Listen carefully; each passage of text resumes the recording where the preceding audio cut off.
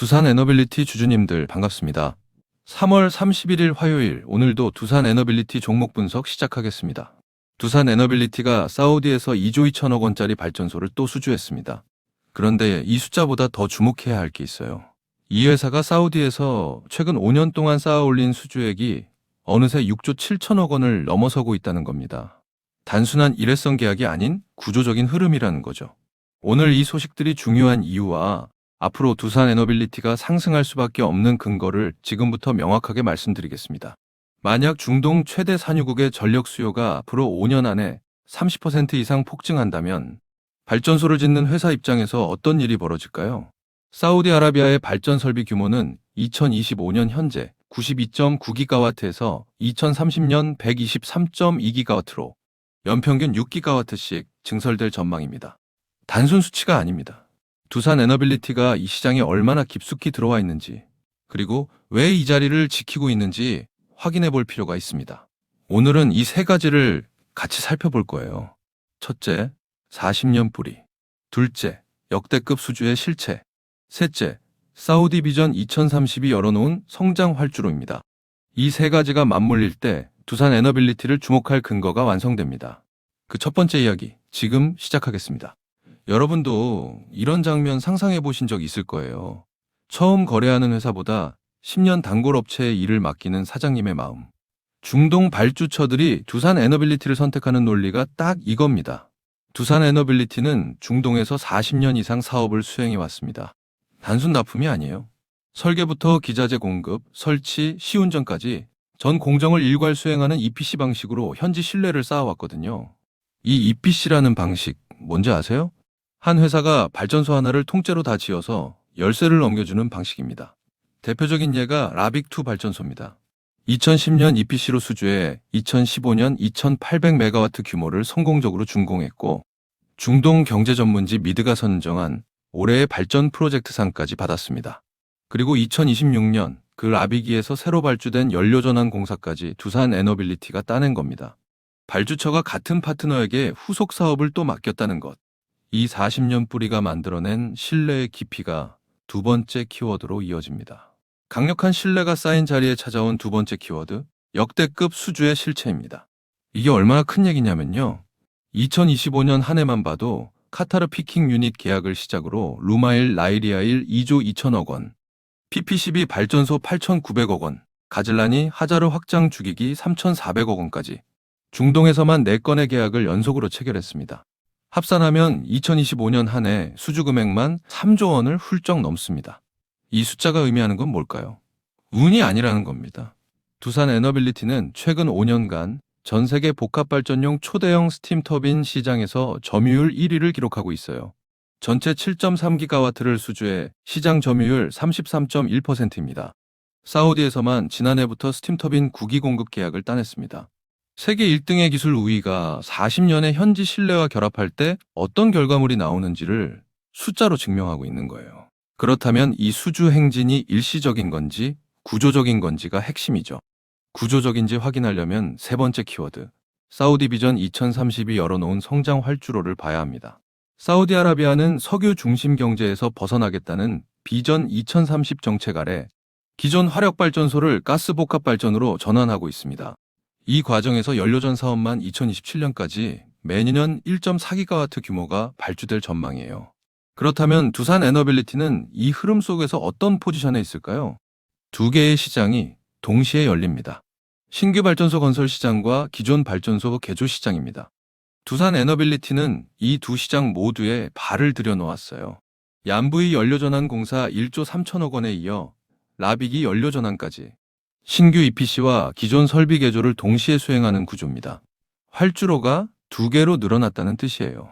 그리고 여기서 한 가지 더 짚고 넘어갈 게 있는데요. 두산 에너빌리티는 PP12를 포함해 사우디 최근 5년 수주 누계가 6조 7천억 원에 달합니다. 발전소 한 개를 짓고 나면 다음 계약이 이어지는 수주 선순환 구조가 이 숫자 안에 담겨 있습니다. 물론 좋은 면만 있는 건 아니에요. 첫 번째 리스크는 중동 집중 리스크입니다.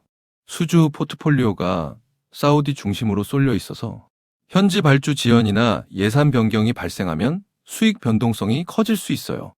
이 리스크 때문에 당장 투자 판단을 바꿔야 할까요? 절대 아닙니다.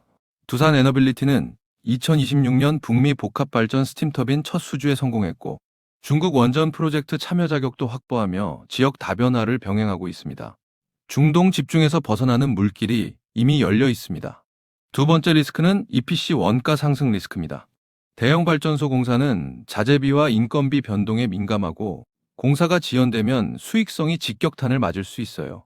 그렇다면 이것이 결정적인 투자 위험일까요? 절대 아닙니다. 두산 에너빌리티는 세코3 등과 컨소시엄 형태로 리스크를 분산하고 있고 40년간 중동 대형 EPC를 수행해온 시공 경험이 안전망 역할을 해주고 있습니다. 이 구조를 확인했다면 이 종목의 핵심 논거를 정리할 차례입니다. 자, 지금까지의 이야기를 딱 세 줄로 정리해 드릴게요. 40년 뿌리는 라빅이 후속 수주로 신뢰 자산이 실적으로 전환되는 구조임을 확인했습니다. 역대급 수주는 2025년 중동 내건 3조 원 이상, 5년 누계 6조 7천억 원으로 기술 경쟁력을 입증했습니다. 성장 활주로는 비전 2032 신규 발전소와 연료전환 두 시장을 동시에 열어가고 있습니다. 그렇다면 앞으로 주시해야 할 변곡점은 뭘까요? 두 가지입니다. 첫째는 2028년 루마일 나이리아1 PPCB 동시 준공 시점입니다. 새 프로젝트가 예정대로 마무리되면 수주 잔고가 실적으로 전환되는 신호가 확인됩니다. 둘째는 후속 연료전환 사업 수주 여부입니다. 2027년까지 매년 1.4기가와트 규모의 발주가 예정된 만큼 얀부투 라빅2에 이어 다음 계약이 이어지는지가 중동 수주 사이클의 지속성을 가늠하는 핵심 척도가 될 것입니다. 오늘 두산 에너빌리티에 대한 모멘텀과 리스크 측면은 이쯤에서 설명을 드리겠고요. 지금부터 굉장히 중요한 내용 하나만 말씀드려 볼게요. 여러분, 제가 지금부터 여러분들이 어디서도 들을 수 없는 엄청난 이야기 하나만 드려볼게요. 최근 삼성전자, SK하이닉스 많이 오른 거 다들 알고 계시죠? 시총 1위 삼성전자는 단기간에 무려 4배가 올랐고 20만 원 하던 SK하이닉스는 100만 원까지 무려 5배가 올랐습니다. 그런데 수많은 전문가들은 아직도 더 상승이 가능하다고 말합니다. 일단 많은 분들이 HBM 때문에 오른 거 아니야? 아직 더 오를 게 있어? 여기서 하나만 확실히 말씀드릴게요. 이 HBM 때문에 올랐다는 말, 반은 맞고 반은 틀렸습니다. 진짜는 아직 시작도 안 했어요. 지금 시장이 주목하는 건 HBM 그 너머에 있습니다. 지금 삼성이 수조 원대 자금을 쏟아붓고 있는 기술, 아마 들어보셨을 겁니다. 바로 유리기판입니다. 그리고 지금 시장에 알려지지 않은 어떤 한 기업이 유리기판의 게임 체인저로 조용히 떠오르고 있습니다.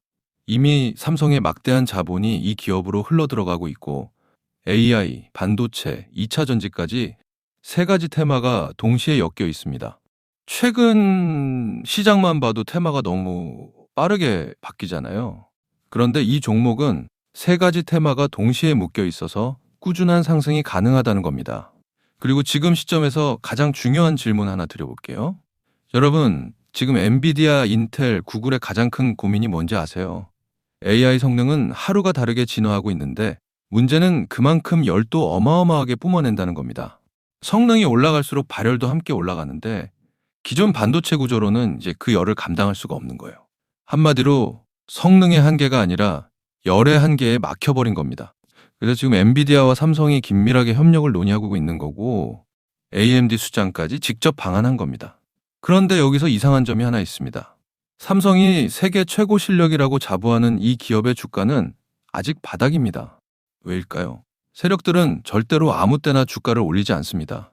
항상 남들보다 먼저 오랜 시간 매집을 하고 그 다음 재료가 시장에서 부각되기 시작할 때 그때부터 본격적인 상승세를 보여준 겁니다.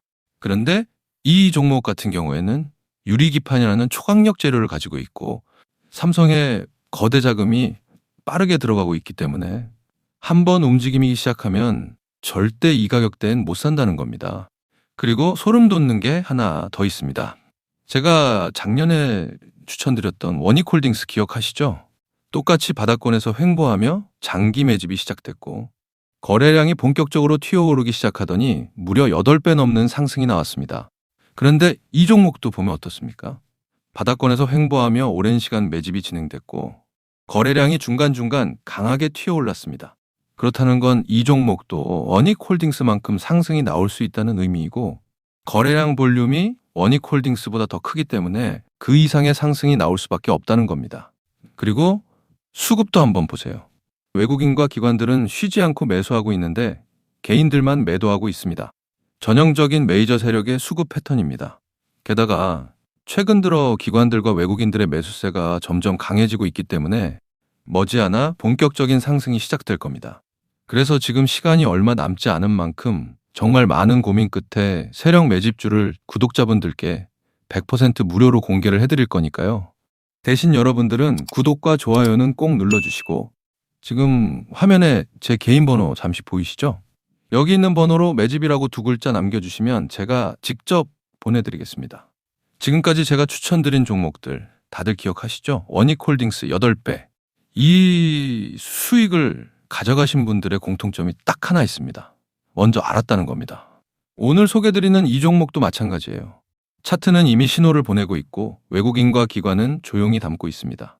이 기회를 놓치는 순간 지금 이 가격은 다시 오지 않습니다.